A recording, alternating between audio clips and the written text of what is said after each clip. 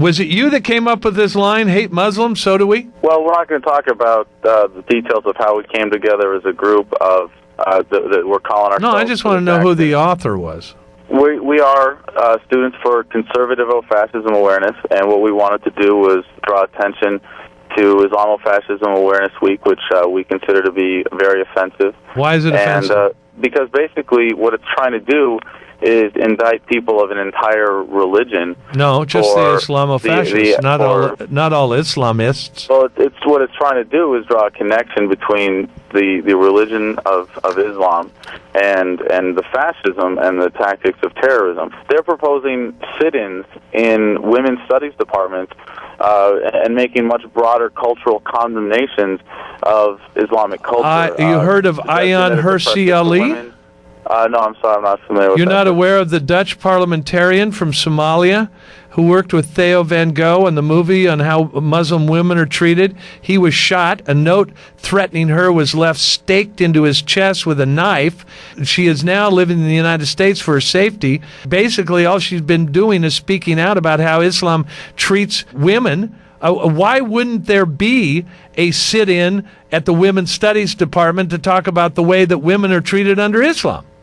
Well, that's fine if the people were trying to do that, but really what they're doing, like I said here, is trying to draw a connection between the broader Muslim culture and fascism and the terrorism. Now, if they said we want to do an awareness week about Islamic terrorism specifically, that might not be quite as bad, but what they're really trying to do is tie it to the culture in a much broader sense. Well, Adam, when did you go over to the other side? I mean, there you were. I mean, what happened? Somebody get hold of you in Fallujah and say, Adam, you're stomping on Muslim culture here. You've got to see the light. You got to turn around.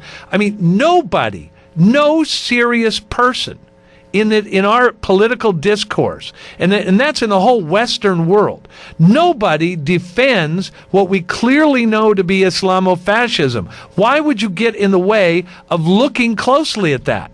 John, it's really kind of sad to hear that you have to resort to language like going over to the other side, for someone who's a proud veteran who served his country Right, I'm looking at a picture of you in Fallujah wearing flowers in your flak jacket like you were at some protest on the mall or in front of the Pentagon.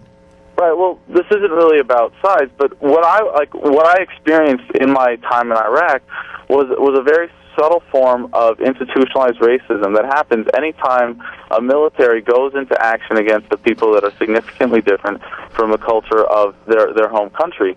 And that's inevitable. I mean, I'm sorry, but that's inevitable. And that's not a reason to never go to war in and of itself, but it's something that we need to be aware of. You have aligned yourself with Answer and Code Pink. In fact, people who align themselves with Answer and Code Pink are self-marginalizers. You've been arrested several times protesting the war. NRA if gun rights became an issue, and as they are, but if it became something that I want to be active in, I'd proudly align myself with the NRA. That doesn't make me a conservative, John. I'm sorry. Let's really. Buddy, I don't know where you've been, but if you're lined up with Code Pink, you are out on the fringe. Well, I'm not really lined up with them. I've done. What'd you do with them? When they support our objectives? Well, we've coordinated different events on Capitol Hill. You were dragged before the Marine Corps for a hearing over the fact that you wore your Marine Corps combat utility uniforms for a street theater action marking the 4th anniversary of the Iraq War. You and several other members of your group were contacted by the Marines and warned of possible disciplinary action for violating military uniform policies. Shouldn't that tell us that you are anti-military, you're not going to listen to any argument that it was a good idea or that we were doing well, and that you were just proselytizing for the far, far left? Well, do you really want to analyze my politics, or do you want to try to slander me based on people I've worked with? I mean, wasn't it kind of cowardly to put the name of the Young Americans Foundation on that flyer you made? Why'd you put their name on it?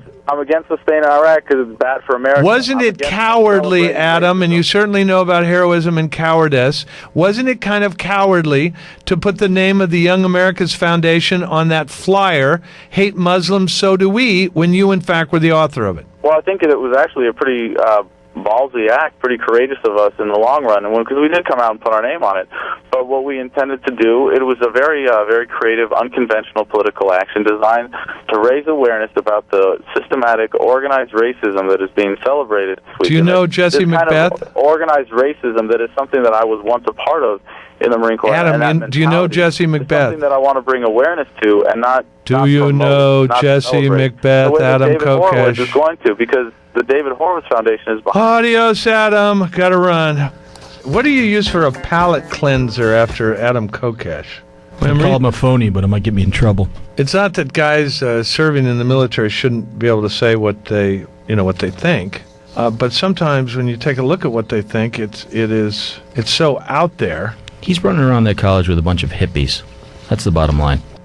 Lean, mean, and pumped full of caffeine. Coffee. I'm tense and nervous and I can't lie. John Gibson on Fox News Talk.